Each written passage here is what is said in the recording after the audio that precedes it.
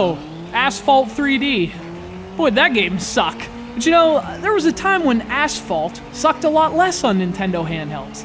This was a time before the iPhone, before the Kindle, even before the Wii. It was a crazy time called 2006, back when Twitter was still a hatchling, and the Pussycat dolls were still a thing. I mean, is she, like, is that a pussy? That's a Pussycat doll, right?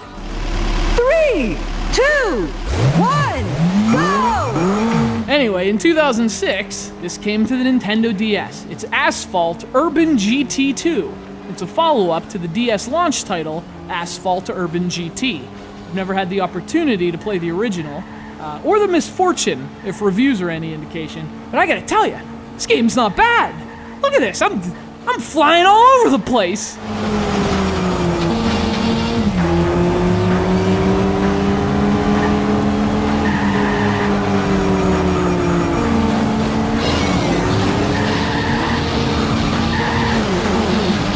So obviously, Asphalt Urban GT 2 is a racing game. Specifically, it's kind of like if you combined all the other popular racers of its time. There's a little Need for Speed, a little Burnout.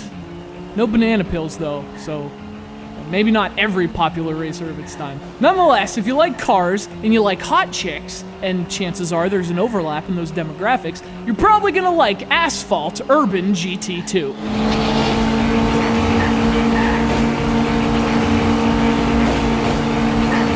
The game plays like you'd expect it to. It's pretty tight, it's very arcadey. It's also surprisingly fast on the DS as well. The game's engine is really impressive, and the cars look good too.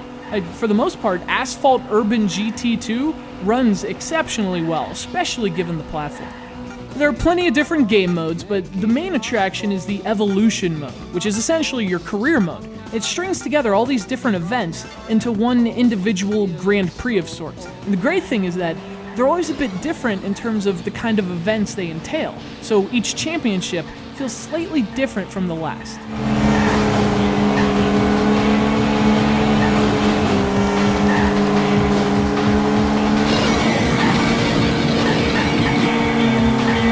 There are about 60 of those championships to work through in the Evolution mode, which is nice. There's also an arcade mode that lets you do any race individually, so there's normal races, time attacks, elimination rounds. There's even a police chase, which has you either evading the cops or playing as the cops. Throw in the 14 different tracks and the wealth of vehicles you can unlock. There's actually a really nice amount of content here, especially for a handheld game.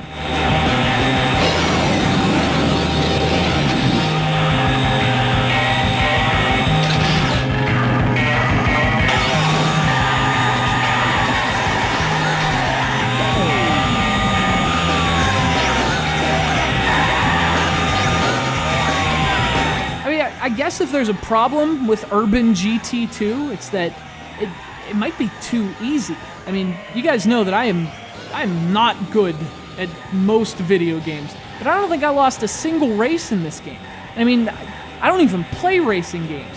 Unfortunately, you can turn up the difficulty in the arcade modes, but it seemed to be locked in the Evolution mode, which, you know, that might be something to consider. Or not, you know, if the hot chicks already sold you.